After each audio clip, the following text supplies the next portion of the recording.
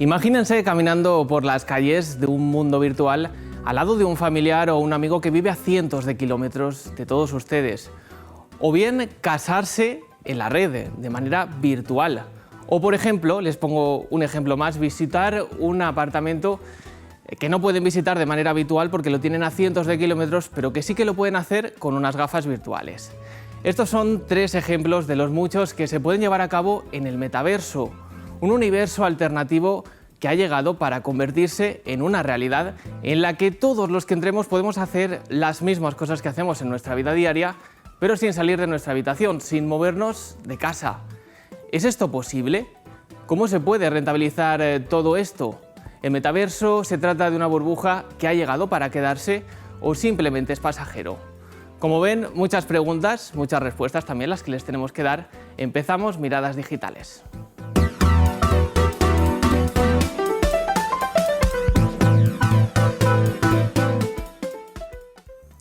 Bueno, como les decía, metaverso. Estoy seguro que muchos de ustedes no sabrán de lo que les estoy hablando y por ello pues vamos a tratar en este espacio de contextualizar y de darle la importancia que merece este nuevo concepto en la era digital en la que vivimos, y por ello no estoy solo, en plató me acompañan las mejores miradas digitales. Tenemos con nosotros a Gustavo Santana, fundador y CEO de iChrono. Muy buenas. Muy buenas, ¿qué tal? También nos acompaña con nosotros Nuria Lloret, advisor de Metric Salad y catedrática en la Universidad Politécnica. Bienvenida. Gracias. Y también tenemos con nosotros a David Ortega, CEO de Decalabs. Muy buenas. Muy buenas. Bueno, chicos, os voy a pedir primero, porque a mucha gente, muchos espectadores que nos están viendo, pues quizás no sepan de lo que estamos hablando, una primera definición de manera coloquial de qué es esto del metaverso, porque a priori pues puede parecernos un poco chino, ¿no?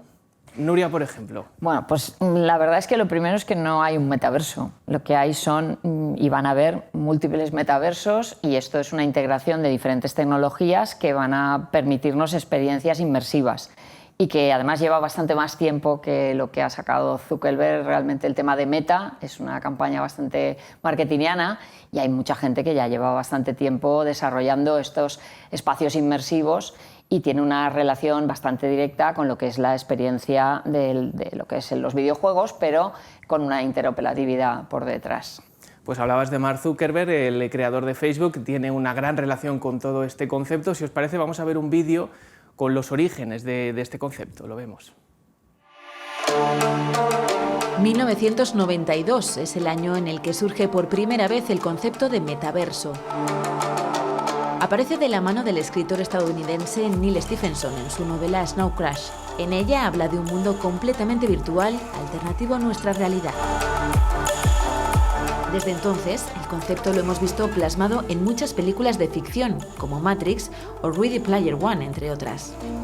El escenario que plantea también se ha plasmado recientemente en videojuegos como Fortnite, cuando el cantante J Balvin realizó un concierto en directo con miles de jugadores conectados online. Aunque lo cierto es que el término se afianzó relativamente hace poco, a finales de 2021, cuando el creador de Facebook, Mark Zuckerberg, hizo público el cambio de nombre de su red social, rebautizándola como Meta. El objetivo, reflejar la prioridad de la compañía para centrarse en un nuevo enfoque. Para Zuckerberg, el metaverso supone la creación de un mundo virtual en el que todos estaremos presentes, un mundo que rompe con las barreras físicas. Ya hemos empezado la transición a la realidad virtual, pero ¿hasta dónde estamos dispuestos a llegar? ¿Es el metaverso el futuro?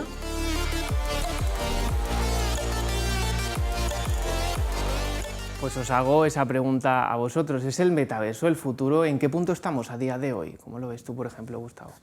Bueno, a ver, Web3, metaverso, ¿verdad? Yo estoy totalmente de acuerdo con Nuria. No estamos hablando de que el metaverso sea el concepto, sino una integración de sistemas. Yo creo que ahí está la clave, en la capacidad de integración de esos posibles universos paralelos digitales o de sistemas. Yo, por ejemplo, a nivel marketing, algo que preocupa mucho a Google es en el usuario al final tiene una forma de comunicarse o de colaborar con los dispositivos, y cómo el metaverso va a afectar a ese usuario, y cómo empresas como Google también van a tener que adaptarse a estas nuevas formas de penetrar en el mundo digital. Para mí el futuro está en la capacidad que tengan todos estos sistemas de dar respuesta a un usuario. Google, por ejemplo, está adaptándose con Google Lens, no sé si sabéis lo que es, pero bueno, la mezcla entre lo que es una foto, una picture y una búsqueda por escrito. El metaverso va a hacer, por ejemplo, que las búsquedas que estamos acostumbrados no tengan nada que ver con lo que hoy en día es un buscador de Google, ¿no? Y ese futuro es impredecible en estos momentos, muy impredecible. Lo que es evidente es que el metaverso no es de hoy, ya está aquí.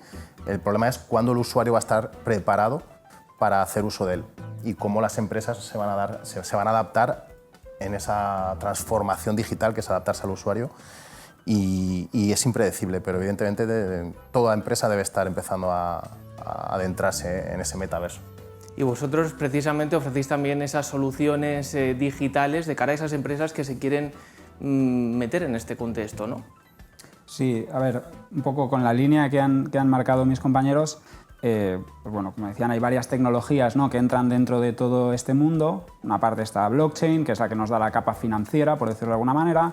Luego están estas unidades, estos mundos virtuales que luego usando esa capa de blockchain permiten hacer intercambios, comprar elementos, comprar ítems, por ejemplo.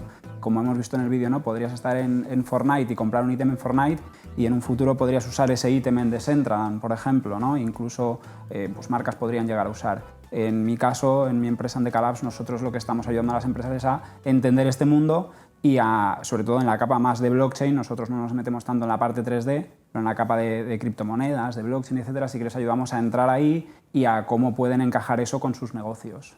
¿Cómo lo estáis viviendo en vuestras empresas?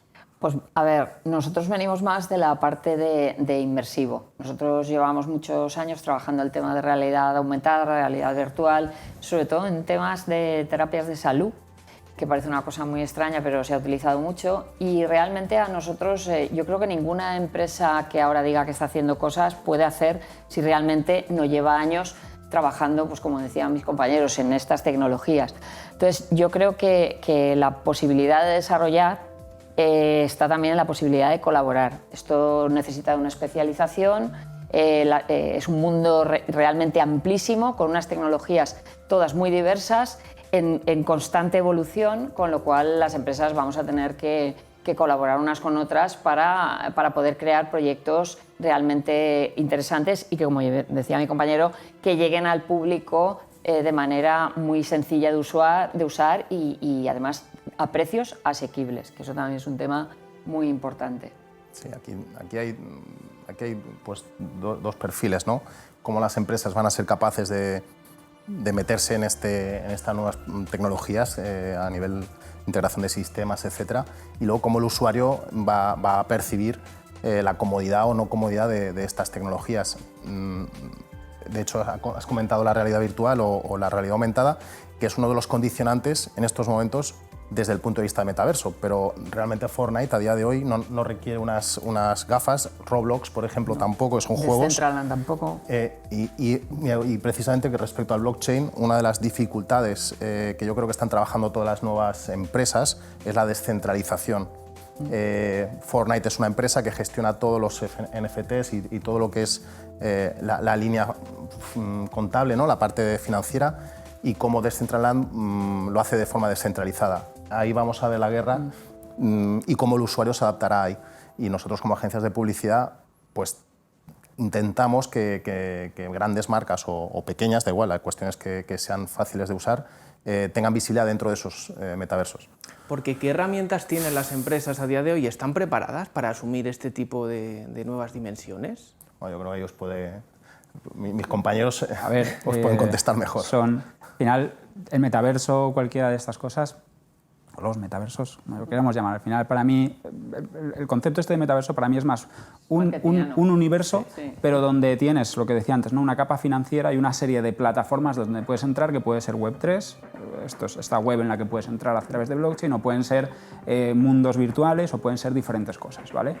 A partir de ahí, como digo, hay muchos mundos virtuales, hay muchos sistemas, y las empresas probablemente no estén todavía adaptadas porque es un canal nuevo, o sea, no deja de ser un canal nuevo, que además es un canal nuevo en desarrollo.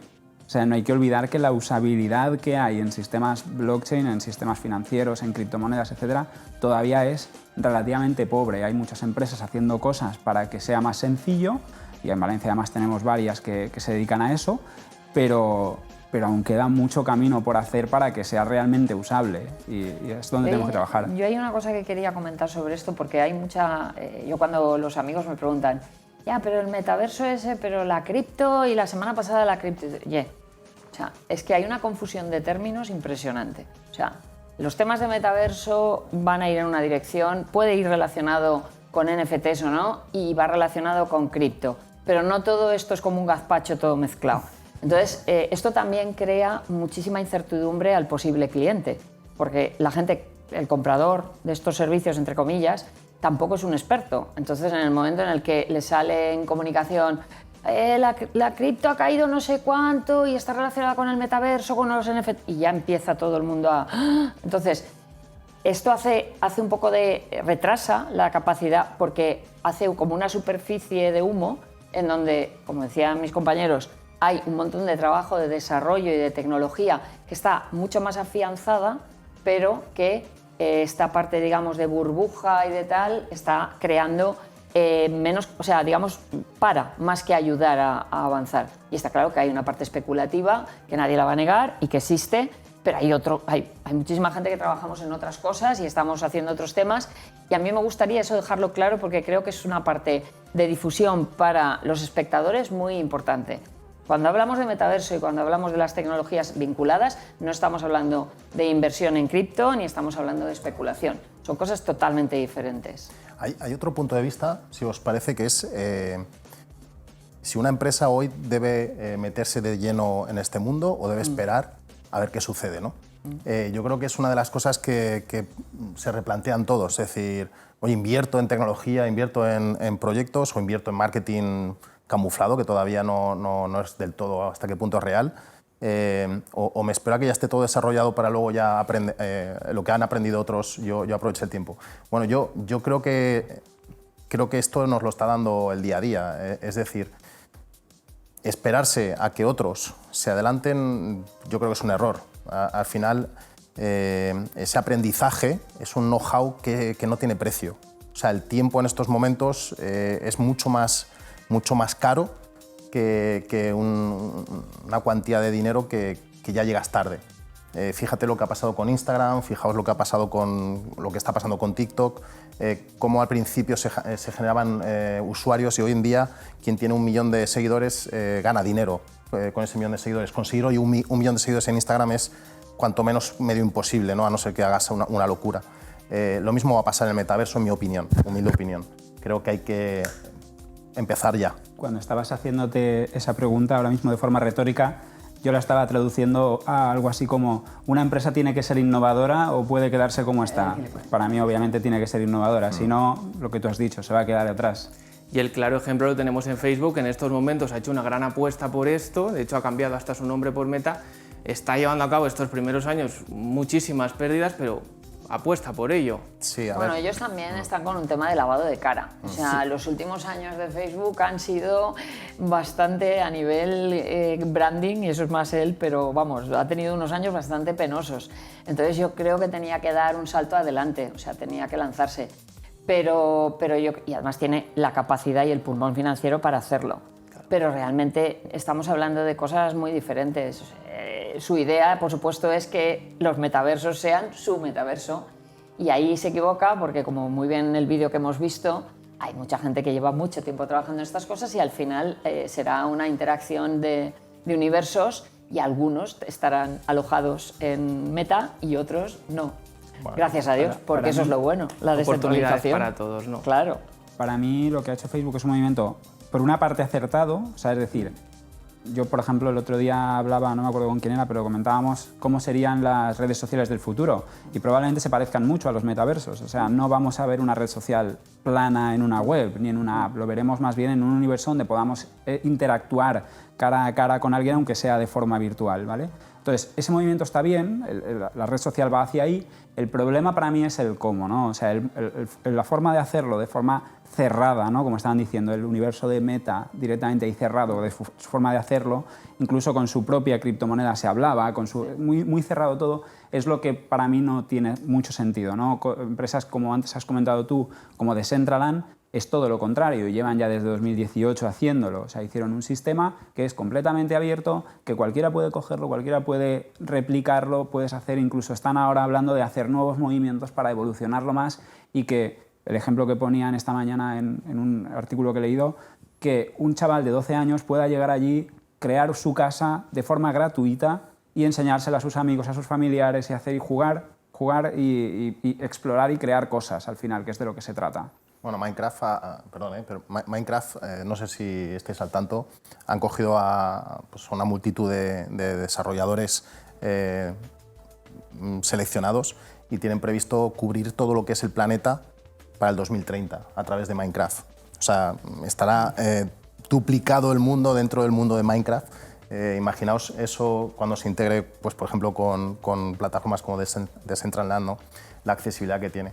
Yo quería, bueno... Yo quería comentar un tema sobre esto por la cuestión también de la importancia que tienen otras organizaciones en esto, porque, por ejemplo, hay otra plataforma que es muy interesante, que es Sandbox, y lo que está trabajando es con acuerdos de colaboración con instituciones universitarias para desarrollar temas educativos.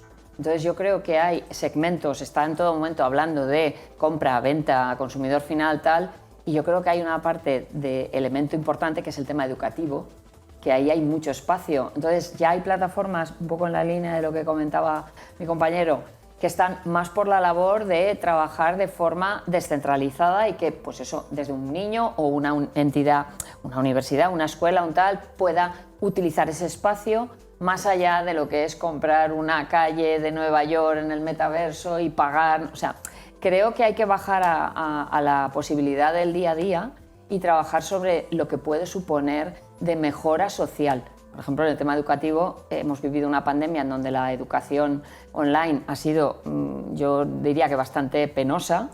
Pues si un modelo de este tipo puede ayudar a que la educación virtual y semi-híbrida funcione, estamos ayudando a que mucha población que está dispersa pueda acceder a la formación de manera más equitativa.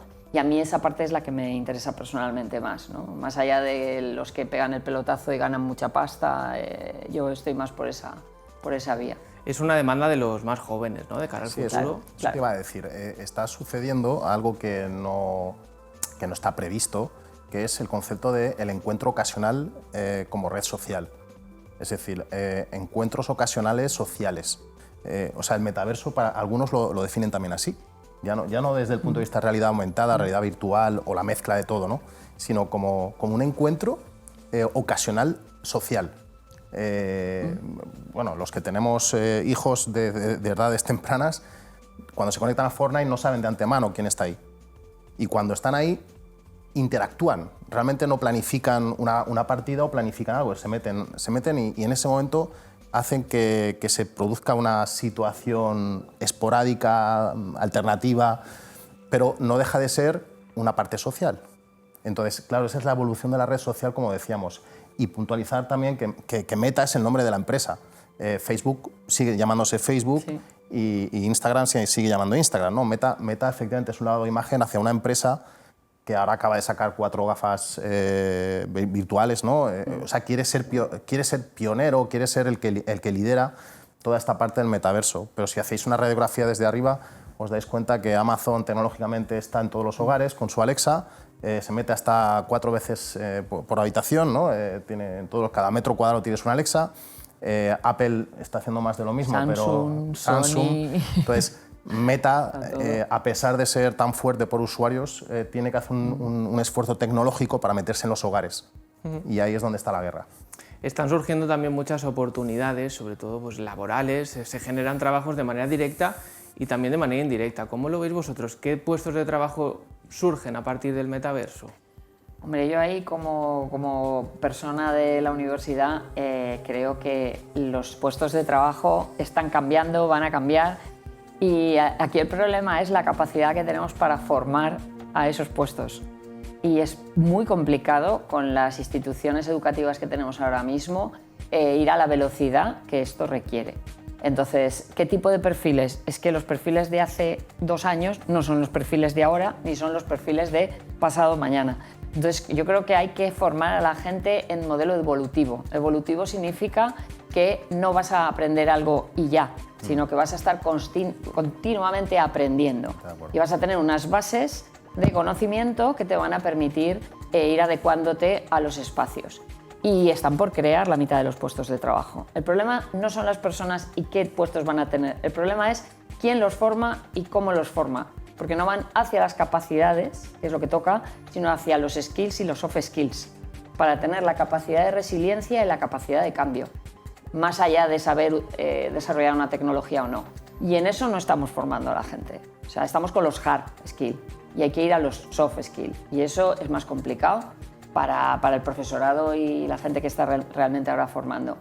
Y luego la estructura administrativa de la educación, sobre todo en este país, pero casi todo es igual, no va a la velocidad que requiere todo esto. Sí, al final bueno, no te quería interrumpir, pero bueno, al final las empresas tendrán que darse cuenta que la formación la podrán externalizar o incluso internalizar, con ayuda o sin ayuda de opciones públicas como puede ser la universidad o opciones privadas como pueden ser escuelas de negocio, etc.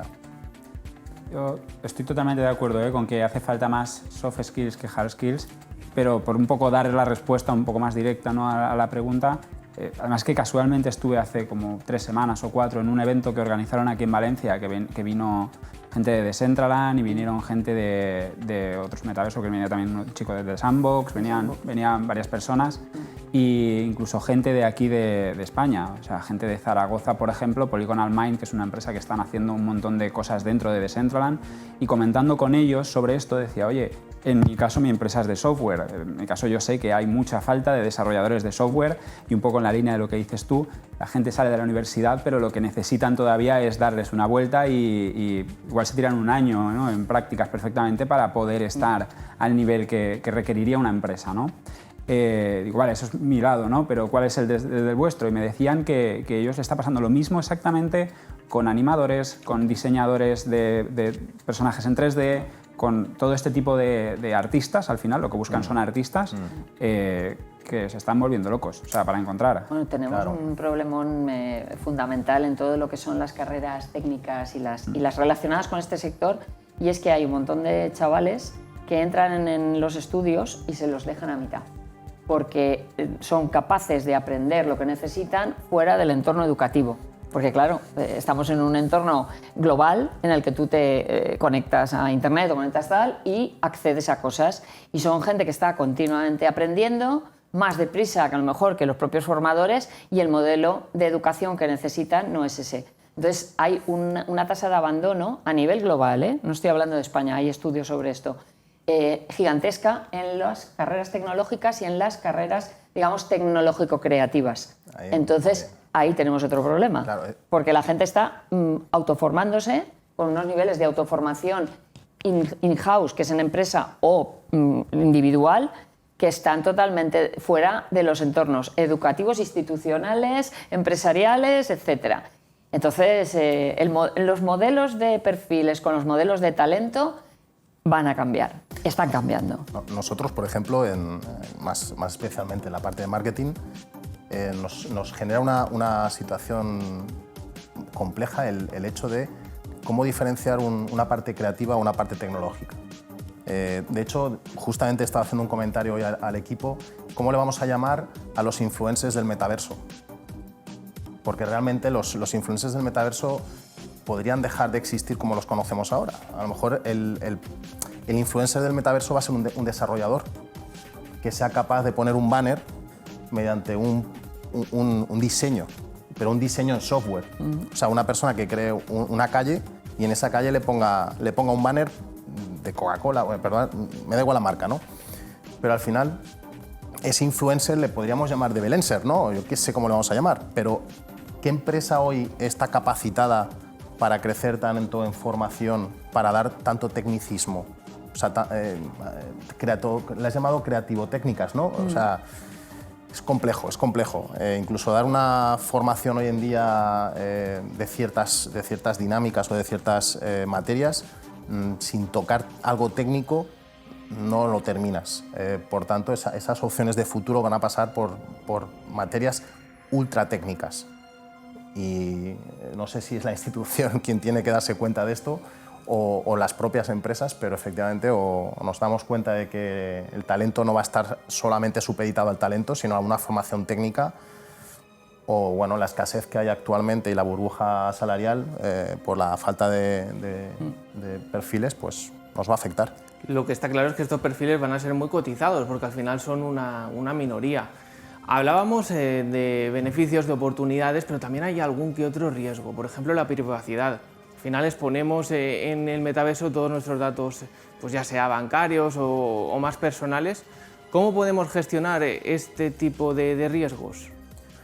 Yo es que en esto me da un poco de risa, perdonadme, porque cuando la gente habla de sus datos personales, yo siempre digo lo mismo. Si no quieres que tus datos personales estén por ahí, te vas a una montaña, no pagas una factura del agua, no pagas una factura de luz y por supuesto no conectes nada. Los datos están.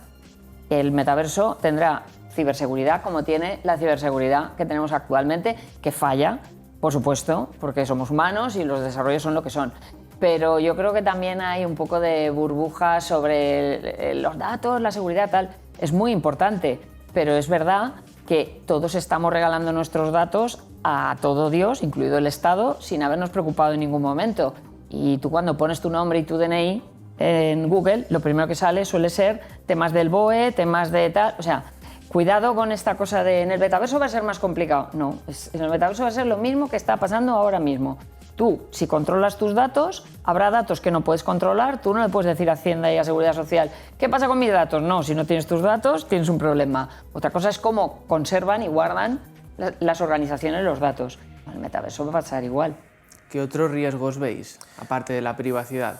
A ver, yo os voy a decir desde la parte social, que a lo mejor es un poco menos tecnológica o menos...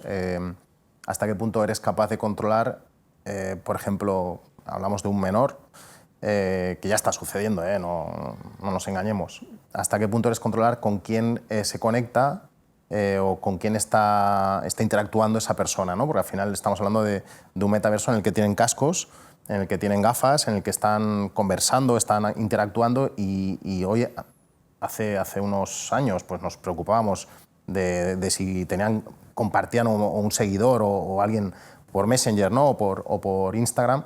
En estos momentos va mucho más allá. Yo tengo que estar mirando con quién está jugando porque no me da tiempo a supervisar los controles parentales de en este caso, Fortnite o Roblox.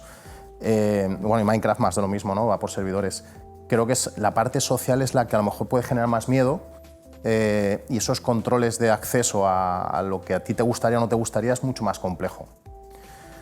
Vamos ya a ir terminando, nos quedan 2 minutos, pero antes quería preguntaros a vosotros ya más a nivel personal, ¿qué os gustaría hacer en metaverso? No sé si os lo habéis planteado alguna vez. Sí, desde luego. Yo personalmente, como a nivel personal o a nivel empresa, A nivel empresa. A nivel empresa. Bueno, nosotros a nivel empresa en Icrono, por ejemplo, nos preocupa mucho cómo publicitar a nuestros clientes en el metaverso y cómo hacerlo fácil. Y al final nosotros somos una empresa de datos. Nos preocupa mucho cómo hacer esas métricas.